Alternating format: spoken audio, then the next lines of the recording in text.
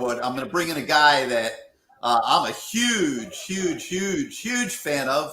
The radio voice. I'll let him explain all the stuff he does. I just see the tweets. But a guy that's not afraid to give his opinions on anything. And that's our main man, Dan Sileo. And Dan, welcome to the Lamar Thomas Show. Absolutely. Very proud to be here. And thank you for having me. Anything for my boy. He's one of my guys. And you know that, bro. Lamar. Always. Anything you need from me, I'm there for you. I appreciate it, man. I want people to hear your story about how you got to the University of Miami. That's what I want people to hear. Tell them that story.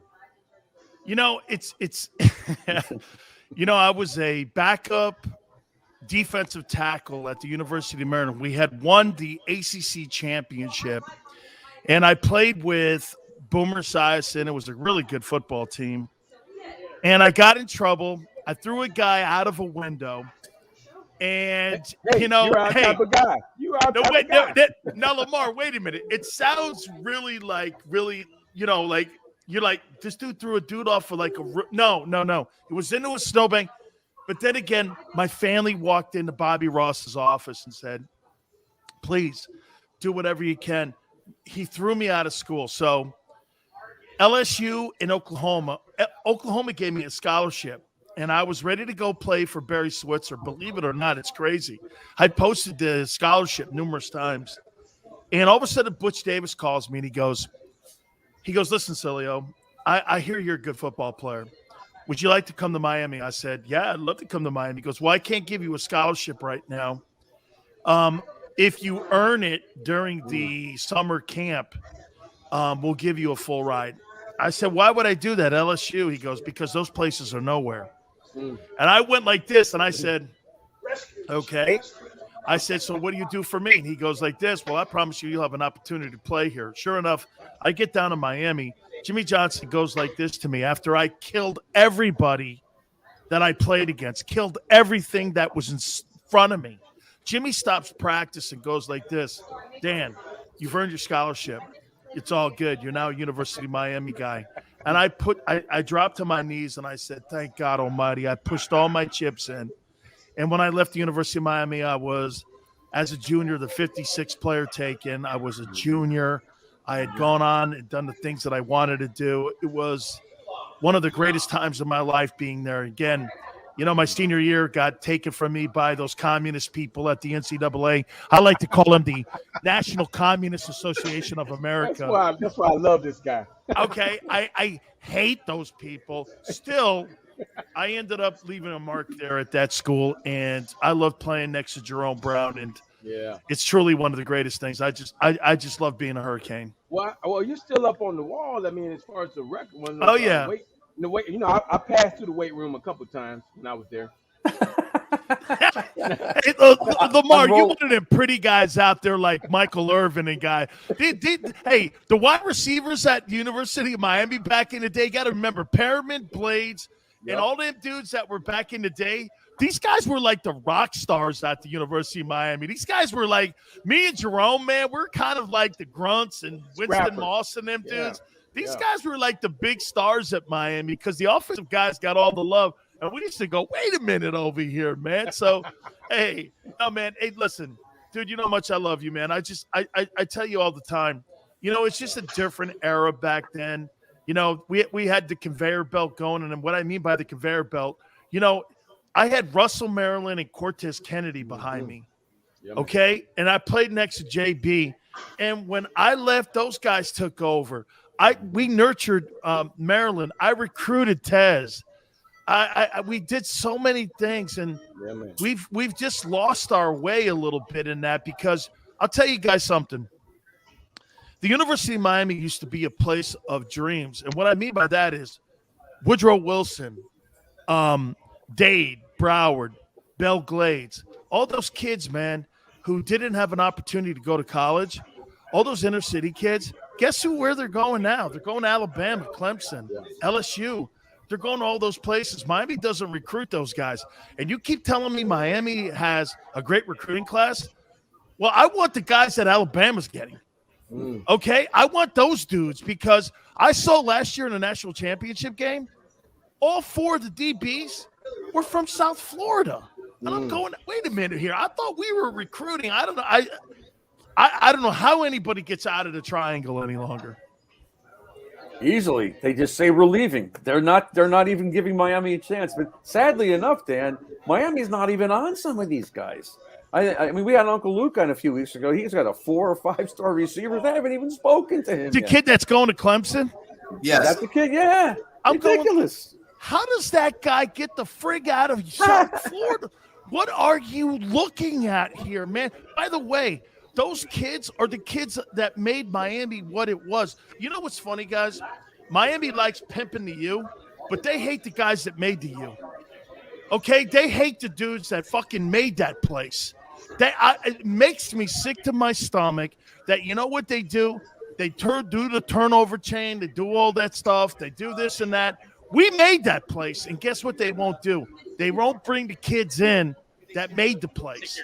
They like getting these, hey, Lamar, you'll love this. You know those suburban guys like me and the brothers that are in the suburban area? Man, I want inner city kids. Those are the guys that make the U. I grew up in the suburbs. Yeah, but you're hey, you know what, Suburbs of Gainesville. Don't blow your cover, man. Then you sound like Rick Ross. Don't do that, man. Just because my parents are listening, they had a really, really good job. Hey, wait a minute. Hey, Lamar, I sound tough. I grew up in Connecticut, so all right. Hey, the environment made us tough when we got down there with the rest of those guys. We were like, okay, well, you got to be tough. You can't be soft. So I'm all in. Yeah. Hey, Dan, former Canes in show business, there's The Rock, and then there's Dan Sileo. Okay. Yeah. So tell everybody like what you're doing and what the Dan Sileo show is and how they can listen. I'll tell you flat out, man. The Rock and I have become, you know what's really crazy about our fraternity? So I tweeted something out at Rock, like, I don't know, about 8 months ago. He wrote this incredible thing. He goes, Dan Sileo, one of the greatest Canes of all time. Every time you walk into Miami Hurricane weight room, every kid wants to break your record. My God, I used to look at that. You're a god. You were a great football player. I watched film on you for hours. And I'm going like, I didn't even know the guy knew my name. And me and him have become really good friends. And I really admire the fact of what he's done. And, you know, it's funny, you know, The Rock has really gone on to do superstar things, and his love for the Canes have been great. And he follows me, and it's crazy. It's really I tweeted this out the other day. It's the greatest fraternity in college football history. There's nothing. I mean, look, we had 4 guys today on the semifinalist list for the Hall of Fame today. 4 dudes from the University of Miami are on the semifinalist list. And I talk about this. I'm doing this podcast. It's based in Philadelphia. By the way, we're getting like 50,000 people viewing the show each and every single day, which is pretty crazy. I mean, wow. it's and we started this thing in April. And as you could tell, it's probably my rousing personality or whatever it is. I mean, I don't know what it is. But it all goes – you know what people think, guys, that I started this trash talking when I got into the media. Man, I've been talking crap since I was next to Jerome. You made me this. So I do that, and I do a national radio show at night. And I've been in broadcasting now for probably 30 years now. And so, you know, we had Coach Wanstad on. Hey, Lamar, you'll like this. So they asked Dave goes like this to me. He goes, Sills, what do you think Jimmy would do if you had a 5-6 record right now? I said, man, they'd be running that inside drill until Kevin O'Neill begged him to stop. No, what about that 12-minute run? Dude, no. The 16-110s. Oh, man. Wait. The 16-110s that Jimmy used to have, I made them once. I made them once in my life, and I made them once in Dallas. And I'm going like, holy cow, man. I mean, dude, we worked. My toughest games were Monday through Saturday. No, Monday through Friday at Green Tree. The rest of them things that I think I played on Saturdays, hey, man, those were what Jerome and I called tackles and sacks. And if we were on national TV, Big Sills turned I used to turn to George Meyer and go, "You better pad up, dude, because Big Sills is getting in the backfield. I'm gonna make me some plays, man. I got to get on TV." Hey, Dan, don't forget about him starting practice is over. If you're already to the last period, which you can't do now. You can't do that. You can only have so much time with these kids. But that's you always to the last period. It's one period to go. You're looking at the clock and start it over. I'm talking about from stretching, start it over. So we used to start our practices out. We would do 30 minutes of pursuit drill. Yep. And all we would do was just run to the ball. And the wide receivers would line up wide. And once that would throw the ball, and we would have to run to pursuit. Yep. Then we would go to individual. Then what we would do is we would go like this. Hey, man. Hey, let's go inside drill. And, man, I'm playing against Bratton and Highsmith, and we're just beating the piss out of these guys. Lonzo spikes the ball. Hey, it was some of the most competitive stuff I have ever been involved in. And I'll tell you what, man, guys, I love every single dude that I played with at the University of Miami. I mean, those guys are my brothers. And I'll say it again to you. When I die, Jerome's got the U on his tombstone, and I buried him. And I'll tell you what, you'll have the U on my tombstone, and it'll be on my tombstone too when I die. So Dan, wait, Bruce, wait. Hey, Dan, I know one place that won't be on your tombstone, the Buccaneers. Because I had a racist. Oh wait, should I say that a racist owner in Hugh Culverhouse, man? I don't know. He had something. Hey, Lamar. He had something against Italians and brothers. I don't know what it was, man. He won't give me that money, man. He won't give me that cheese, man. Oh no! Hey, when he gave me $600,000, I was like this. So you gave me Jerome Brown money, and he goes, "Yeah." I go, "How you doing?" Yeah, Bruce. Yeah, so, you're talking about back in the day and all the leadership. You guys had leaders, and you guys fought for each other. And we've had Leon, and all these guys have been on the show, and they're all telling us the same thing, that those practices, they're not saying that they were harder than the games, but in a way they were, because the games were not. So a lot of them weren't as tough as what was happening on Green Tree. So now you're watching, here we are 20, 30 years later, and it seems like it's a country club. Talk about what your perception is, the tackling, the bonehead plays, the penalties, the targeting. It doesn't seem to go away. The getting off to a horrible start, not maybe in the last 2 or 3 weeks. Well, they did against Florida State, but nothing seems to be the same. It's all gone, it seems like evaporated. Bruce, I never practiced tackling at Miami. Jimmy recruited tacklers. Playing defense is not a position. It's a mentality. And we had guys on our side of the ball that we practiced game situation. You know what those guys don't do today? We practice game tempo. Everything we did, going to drills, getting water, doing this. Game tempo was everything. There was a sense of urgency on every single freaking thing that we did. And when I watch these kids, these guys are on the sidelines taking selfies and shit and all that other stuff. It bugs me because you know what? You take selfies when you kill FSU or you beat Florida. You don't take selfies when you get a 2-point lead in the second quarter. What is that? That is a lack of. I'll tell you this, Bruce. Can you imagine that stuff? Can you imagine Bruce, if I saw that stuff on my sidelines, I would smack that kid in the face. Yeah. If I saw something like that, win the game.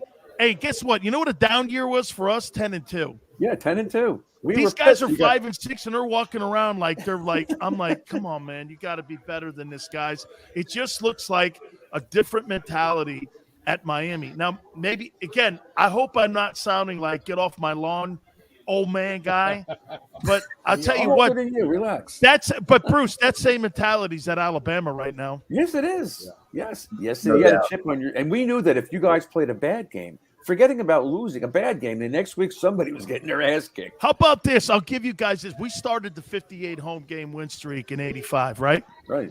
So we get beat by Florida down in we got beat at the OB too, which was sacrilegious getting beat at the OB and by those dudes. Okay. Right. We show up on that Monday, man. Jimmy Johnson was so pissed off. Holy cow. I that whole week, we ripped off 10 straight wins after that, and then we never lost another game for, 10 years after that or whatever it was. But, man, I'll tell you what, we had to do Lamar knows this, you had to do up-downs for the amount of point differential. Do you know that the most up-downs I ever did at Miami were 6? Okay, just so you know. I did 6 up-downs in 3 years at just so you know. Hey, don't forget about the 12-minute run where we had to do both sides when we lost. Dude, you know what was so great about guys like him and everybody else? So I'm out there practicing with Michael Irvin. Michael runs a mile frontwards, then he runs a mile backwards. And I go like this. I don't know. You guys may not know. I know Lamar does. You know, okay, so like Tone Loke used to have like this clock around him. And he used to have this watch around him, and he used to wear it around his neck, the stopwatch. And Michael Irvin used to go like this. Let me tell you something, man. 4'5", I'm a Hall of Famer. He was 17 when he was saying that. He goes, 4'5", I'm a Hall of Famer, Sills. And he was 17. I looked at him, and I went like this. He's running a mile frontwards. He's running a mile backwards. I see Blades and Perriman and Jerome, myself, Winston Moss, Alonzo, all these guys. We're out there just working. This was after a 3-hour practice. We're out there. How about this? So Maryland comes to me, and he goes like this. Russell goes, hey, Sills, can you help me? And I said, what do you need? He goes, I'm falling down a lot. And Butch Davis looked at me and Jerome goes, man, I don't know about this guy. He falls down. We looked at him and went, you're high, man. This guy's a good football player. He's just young. He falls down. The guys that came to us and wanted us to work with him, like Willis Pegues and guys like Hawkins and all these guys, and Greg Mark. Greg Mark used to follow me around like he was my brother. And I used to tell these guys, dude, just work your ass off and you'll be great because this place is going to give you an opportunity. I just don't see that today. Yeah, look at the depth you guys had. And then Jimmy Jones, who was spectacular. He wasn't even a starter, but he was great. I love Jimmy. I didn't know where Okeechobee was until he finally told me. Hey, I had no idea. Hey, let me tell you guys a cute story. So we're at Butch Davis's house. He's cooking for us all, Jerome, myself, Stubbs, and everybody. And Butch had this. He had this, like, you know those canals in South Florida that, you know, you have them in your backyard. They're really deep, right? Those waterway canals. Yep. So it's in the backyard. All of a sudden, he jumps in. We jump in. We're all swimming behind Butch's house. All of a sudden, Jimmy Jones goes down. And Jimmy Jones goes, I can't swim. He thought he was just jump in. This dude was drowning. We jump in the water. We saved this guy. We drag his ass out. I go, why'd you jump in? He goes, well, you guys did. I go, you can't freaking swim. Hey, man, I love that kid, man. Yeah. Derwin, too, rest his soul, man. What a good. Hey, so you guys, here's one, too. Jerome used to sit in the locker room and go, this is a little edgy here. So Jerome used to go like this. He'd go, man, Greg, you know what, man? I'll tell you what, those terry cloth shorts of yours, man, they ain't cutting it, man. He used to call him Greg because he was so black. This guy looked gray. And Jerome used to call him Gray. And I'm going like, he goes, hey, Gray, you need to put some lotion on that ass, man. It ain't working for you, man. And it was such a great time in the locker room. And by the way, guys, when you say that stuff in the public, people don't get it. But we all just loved one another, man, in our locker room. It was just a different world than it is today. Hey, Sills, if somebody mentioned your name to me, the thing I remember is I don't remember ever seeing you take a play off. I mean, every minute of every practice, every minute of every game, man, you were full speed ahead, 100 miles an hour. And we were talking earlier in the show, if you were watching the Canes the last 4 or 5 weeks, the kids have been playing really hard. I mean, that's yes, no. And Gary, and I said this the other day. The one thing that I'm very proud of those kids, they bench some of them older dudes that quit. They put some of the younger kids in, and they're playing hard. They haven't quit on the coach, and I'm very proud of that. Yeah, so, like, if I say that in a public forum on Canesport.com or whatever, I get lit up. Lamar and I were joking about it. I get killed, man. That's because they want Manny fired, and they don't want any kudos given to the coaching staff right now. He's right. Because the coaching staff right now has kept those kids playing hard. You know, they changed it since Michigan State, and they've been playing hard.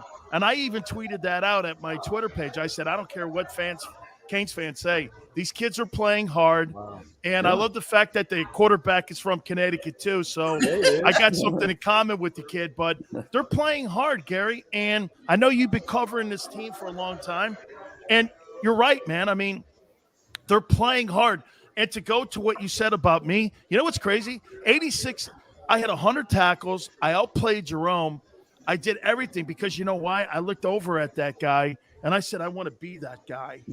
I want to be what that guy is. So every play, Jerome could do this. He could take 2 plays off and all of a sudden have the next 5 plays, 2 sacks, 3 tackles for losses, an interception, and he killed the team. And you're going like, how come I can't do that shit, man? Why does that guy always get that? It's like I had to be consistent like that. He was so dynamic. And, you know, I just hope we get those flash players again at the program. I just don't see it.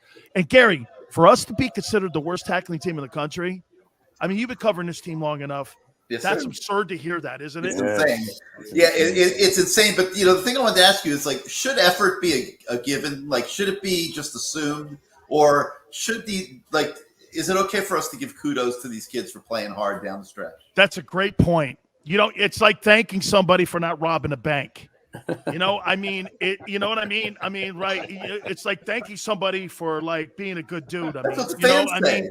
That's what they say. Like, what the hell are you talking about? No, it's a great point. And I tell people, like I said to you, the guys that they're recruiting, if you're not a tackler, you know, Jimmy Johnson used to tell me, I want guys that love the game and I want guys that are playmakers.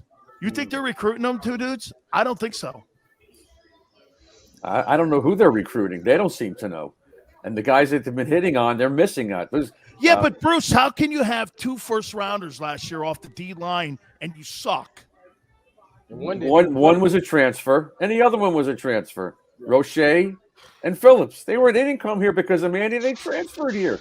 You know what's crazy, Bruce? I was a serious. transfer, and I against it. Get them South Florida kids' asses in that place, man. I agree with you, but they have to be identified early, and they're not. There's that whole recruiting office has problems. I mean, Gary will tell you the whole office. Hey, Bruce, great point. I'll tell you something. Let me show you guys the difference between Bama and LSU.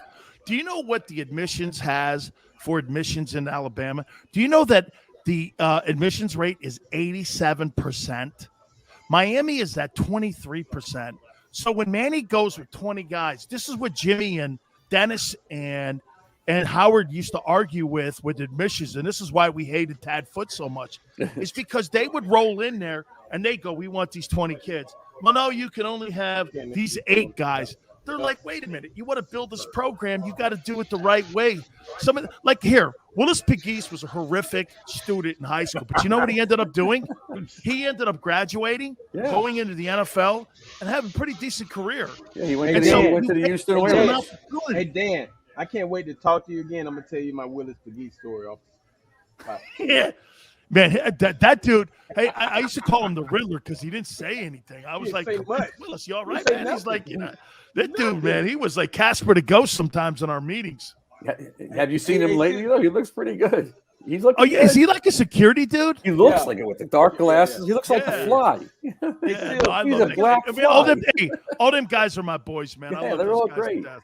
Hey, Phil, when can I come on your show, man? I want to come on that show, bro. I'll get you. Hey, how about this, man? After the holidays, man, you come on. We'll do it in the January time, all right? You come on my show. We'll talk shit. National love. I want to. Hey, by the way, can I tell you guys? I'll drop some love on something here for you. Ready?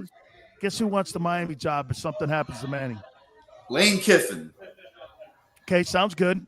I had Ed Ogeron today. Coach O wants the job. Big hats and pina colada. Big hats and pina colada. Here, wait a minute, Bruce. He built USC. He built LSU, and the athletic director, according to people that were close to Ed, the athletic director sabotaged him. I talked to him tonight, and let me say this to you. He's 49-17 at LSU with a national title. You fire that, and then you turn around and you give that dude, James Franklin, over the last 19 games, James Franklin is 10-9-0. Right. And you give him a 10-year contract? How about Mel Tucker? Done? How about what Michigan State did with Mel Tucker? That's unbelievable. Dude, 1 year, you give that guy a 10-year deal? He's never won anything. Hey, Hey, Lamar, you and me got in the wrong. Aren't there other issues with Orgeron? We need to be head coaches, man. I'll tell you that. Because those guys, hey, when Jesse James robbed banks, he used the gun at least. Hey, Sam Weiss had the best quote ever. After the game, we got our ass beat, and he called up everybody and gave them their checks. He called this one guy Scott Deal. He said, "You might as well put on a fucking ski mask because you robbing the fucking organization." Hey, watch this, Lamar. You get your check like this. I dropped like 5 balls that one game. That was my first NFL start, and he threw a check up. Said, "Don't drop the check." I said, "Oh no, I ain't gonna drop this." Hey, you know what though? I say this one thing about all them dudes at QAM. All them Al Golden lovers out there. How's that working out for you? Al Golden showers. Hey, by the way, when I was at Louisville, we beat him on the opening day. I beat Petrino over to shake his hand first, and I said, "Tighten up, motherfucker." That's what I told him. And Dude, I hate that.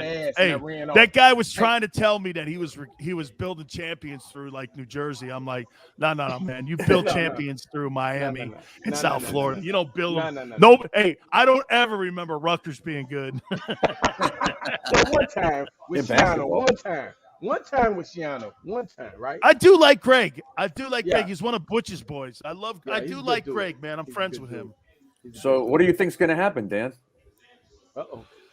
You know, there's a part of me that likes I like Manny. I talk to Manny a lot. They're playing hard.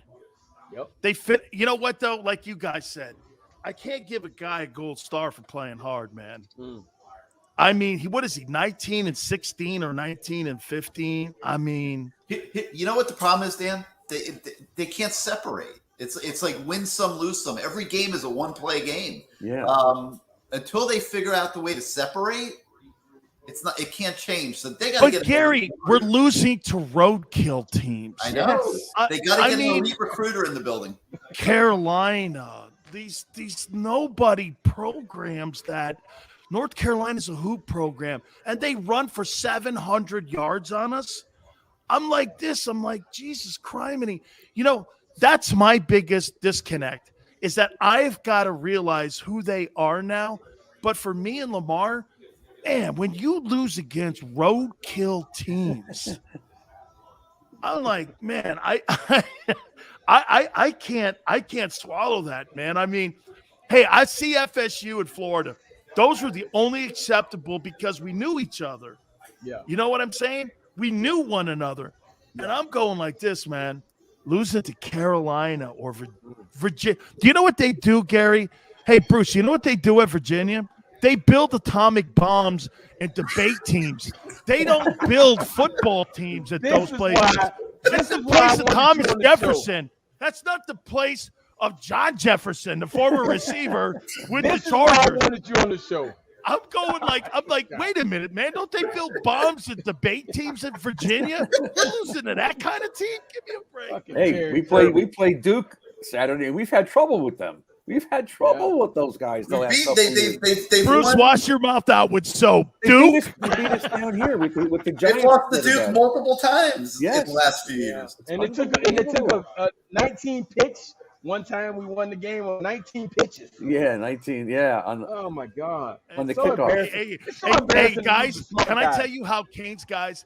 I tell you how the Kane alumni watch his team, and how we watch him every Saturday. I'm going to show you. Yeah. We're going like this. Oh my God! Wait a minute! Oh my God! That's how we watch games, because I don't see the explosive offense. And I don't see the big playmaking defensive guys that knock guys out. And I played on the greatest D-line in Hurricane history with Hawkins, Stubbs, and Jerome. Okay, I understand that, and maybe it's unfair. And every year I was there with the number one defense in the country, so it's probably unfair.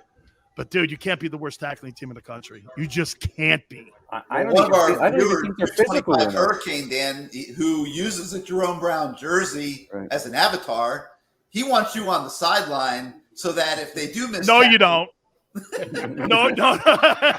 No, you don't. Because when these guys would walk off the field, I'd go like this to them. I go, So you just gave up 100 yards rushing. I go, do you know that we would sit on the sidelines, and our number one objective was to be the lowest points against defense in the country. Mm-hmm. I used to get so offended when we gave up 3 points or 6 points or whatever. We used to get so offended that someone would score. I think we went through a streak where we had 25 consecutive quarters where we didn't give up a rushing touchdown. And I was like this. I think we gave up 1 year 4 rushing touchdowns or 5 rushing touchdowns. And I was like, we're not giving up rushing touchdowns because that's a man's thing. You're just not doing it, dude. Mm-hmm. And these guys, I mean, when I see 100 yards or 200 yards, it's like, God forbid, 300 yards rushing, man, I mean, I can't tell you how that – my aunt calls me and she goes, you all right? I go, not really. Hey, and get this, I'm 56 years old. Hey, Dan, so we had Greg Mark on, and I asked him the question about last year's North Carolina game when we couldn't seal the edge. Now we were playing Michigan State. 6 games later, we still can't seal the edge. He was blown away by it. That's part of what I'm talking about. Setting the edge? What? Yeah. You know my wife used to say, Bruce, how does anybody get wide on Miami? That was never – you never were – we had so much speed. You can't run the route. Right. You can't – nobody could turn the corner on Miami. We had so much – watch this. I was 290 pounds and ran a 4.81. Jerome ran a 4.8 at 315. Stubbs ran a 4.6. Fagan ran a 4.5. Hawkins ran a 4.4. Jimmy didn't really allow guys with 5 flat 40s running on. Nobody ran a 5 flat over on defense. They became O-linemen, guys. They were never good. Like Gary Mahon and them dudes. They moved them dudes over to the other side. I ain't heard that name in a long time. Hey, but they moved them to. If you ran a 5.01, hey, you need to see Coach Wise. He's over there in the corner. Go over there because you needed to run, and I ran 4.81s at 288, and Jerome was 315 at 4.8. Can you imagine that? This was back 30 years ago when they didn't have guys that size running like that, and we were just so dominant, man. It's not setting the edge, Bruce. Dude, that's like, how do you get wide on South Florida kids? Hey, it's mind-numbing. I also don't think that they're strong enough either. Somebody said, let's hire your wife. Hey, my wife goes like this. That 76 can play. I'm like, you think that kid Sap's good? He was a tight end, and Mark Caesar told him to come over and play defensive tackle. And he goes, that kid can play. And she also goes like this. That dude right there, Big Vince, I love this kid. Hey, he's a Hall of Fame candidate right now. So she used to look at these guys. Then she said to me the other day, she goes, man, when's the last time you guys had a defensive tackle that was worth the shit? I went, it's got to be Vince. Yeah. Leonard Taylor's got potential. Who? Leonard Taylor. Yeah, no. Is that 5-star kid they got? Yeah, he's got potential. Yeah, he looks like he's got potential. The only thing he needs to do a little bit better, he needs to shed the blocks a little bit more because sometimes he allows the O-lineman to get into him a little bit. But that comes – this was his freshman year? Yes. Yeah. That just comes with reps. He'll be better, way better next year. And he got here late. I think he got here, May or June, right, Gary? Okay, he was late. It must have been a qualification thing with his grades or something like that. That was all the time with us. Yeah. Hey, so Dan, what time's your show? What time? No. What I did was I took the night off, so I'm good. So I made sure because Lamar needed me here, so I took a little time off. I was afraid we were going to lose viewers. They're loving you, man. They said this should go viral. Nobody's topping that Sileo guy. See all them balls behind me? Jimmy Johnson gave me every one of them. Game ball, Florida. Game ball, FSU. Game ball, Cincinnati. Game ball, Pittsburgh. Game ball against Notre Dame. Game ball against even the Penn State game when I led the team in tackles. I got all and there's my Outland Trophy ball. I was on the watch list after Jerome left. So, and Jimmy comes on and he goes, I gave you all those? He goes, shit, man, I must have been drunk when I gave you all them. I was like, he was on those green lizards. He was on the green lizards, dog. He was on the Heinekens. Jimmy was great on those Heinekens, man. Hey, I'll tell you this. So we were at the Fiesta Bowl, and Jimmy lined up 15 shots of tequila. Somebody dropped in some Tabasco sauce, and every one of them, he gunned them all. What? I mean, I'll tell you what. Oh man, hey, wait a minute, Lamar. Gary Stevens on a Sunday after a big Canes win. What was he like walking up and down the coaching offices? Man. Bare feet, Bare feet. hammered. Oh, man. Eyes red as hell. Like this. Going like this. I had him with the Dolphins when he had braces. hey, fucking Lamar, you're a Miami guy. You're a Miami guy. You're Miami. That's all he used to say. You're a Miami guy. You're a Miami guy. And you know what? He was right. Yeah. There's something to being a Miami guy. It's a Miami guy. And, we want to get these kids. That's why we had that meeting. We want to see how we can help these kids become Miami guys, not just the Lamar, guys. I like this kid Rambo. I love him. Yeah. Unfortunately, he's leaving. He's leaving. Yeah, but another transfer, right? Yeah. Transfer. Yeah. A 1-year transfer. That's what he's got. He got him. He got Phillips. He got Roche. He got Osborne. He's getting all the 1-year transfers. That's really what's helped him out, that portal. He's lucky. Yeah, you know what he's using it as? He's using it as free agency. Yeah. And all the mistakes that they're making in recruiting covers Yeah. up everything. But then at the end of the day, Miami loses their image and they lose their soul on who they are as a program when you got these dudes. And by the way, I'm a transfer. Just so you know, I hate it. Okay? There's too many of them. I mean, look, when you had guys like me and Vinny and guys that were from out of state, there were only a handful of us. Stubbs, myself. Can you imagine beating out a South Florida kid? Okay? Do you know how hard that was? You had to be spectacular to beat these South Florida, because Jimmy was going to play South Florida kids over out-of-state kids every single day. There's no way in the planet that Jimmy Johnson would have or use that portal like that. There's no way he would use that stuff. Well, because he trusts his judgment. He trusted his coaching staff. And they were spectacular recruiters, Bruce. Look at the staff you guys had. Yeah, and the recruiters. But the players got better. I don't see much improvement from these guys either. They're terrible at talent. Get this. So, even Dave wants that. Look at this. So Dave's at Pitt. He brings in Darrelle Revis, Aaron Donald. He brings in Curtis Martin. He brings in him, and look what Butch did. Ed Reed and Wolfert and all those dudes they brought in. They were on my coaching staff. Those guys were on my staff, fueling and putting in all the work in there for that Miami program. So Dan, they're going to have to make a decision. They're searching for a new athletic director. And Smith. He's a candidate. And once that guy is hired, they're going to have to make a decision on Manny Diaz. If they came to you and said, Dan, what are your thoughts on that? What would you say? Here's why Miami won't fire him. Miami will not pay.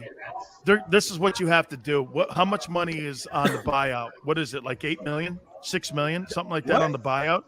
So you really think they're going to pay him, and then they're going to pay some of these coaches that they have on extended deals, and they're going to go out and pay some of these coaches and then turn around and go like this.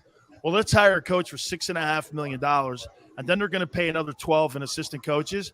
You really think they're going to pay $20 million in new coachings, and they're going to go out there and do that? Miami's never done that. But Jimmy, Howard, Butch, all the guys, they always used to bitch about their salaries. There's no way Miami will fire this staff and then put $20 million on a new staff. You think Miami's going to pay $35 million to change the staff over? No freaking way. That's not a program that does that. They'll go cheap. They'll keep him. They'll fire assistants. They'll do whatever. But to me, there's no way. There's no way. This is a financial thing here. Many people want Miami out or a Manny out, but you're not going to pay his. I mean, get this. So Ed Ogeron told me today he got $17 million walking out the door. That means LSU, who has the money, they can do that. Miami is not willing to do that. Here's the biggest problem, Gary, guys. what's his buyout? Miami has to decide that Miami football is a 4. priority again. They have to decide Miami's a priority. It's not right now.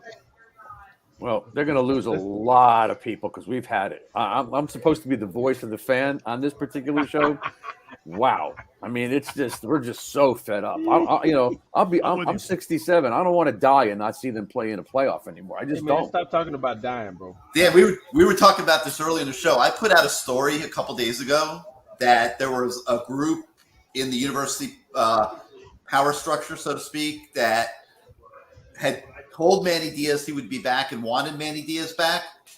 Lamar will tell you, I got you talk about getting lit up. This was beyond getting lit up. I mean, the thought that they would retain Manny Diaz has so many people angry. In fact, we put out a poll on Twitter today, and 10% of 843 voters said that they want Manny back. 10%. Hey, I had to act like they were killing my guy Gary so much. I had to act like I ain't even know Gary. And we don't. Hey, guys, my wife is telling me right now that I have to work on a 22-pound turkey. So I go for tomorrow. Good, baby. Thank you. Hey, All right, so before you leave, though, tell people how they can listen to the Dan Sileo Show. Yes. Okay, guys, all the information is over at Dan Sileo Show on my Twitter page. If you can, please go over there. I'm on the Jacob Media. It's based out of Philadelphia. We're on YouTube, and it really is one of the fastest growing shows. We have 50,000 people that check us out all the time. I mean, we really have just blown this thing up, and it's been remarkable. You know, I didn't know anything about doing shows like this because I was just an old radio head, but it's been one of the greatest transformations. Spotify is talking about picking us up now and putting us on their network now. That's the Joe Rogan network. So it's been going pretty good. Lamar, I'll get you on, man, because I'm sure we'll kick it around a little bit, guys. But hey, let me tell you this: anytime you guys need me, just let me know. When do you do the show? I do the show 4 to 6 Eastern time. Then I turn around and I do my national radio show. I'm off this week from 9 to midnight, and we're on in Orlando, Dallas, Minneapolis, Vegas, Seattle. I believe we're on in Iowa. We're on in Chicago, a couple other places too. So it's going really well. Hey, bro, we need to do salt and pepper. Hey, you know you're my boy, man. Thank you, guys. Hey, come back again, man. Please have me anytime you guys want. Yeah. Next time you come on, bring the rock. I will. Thank you, man.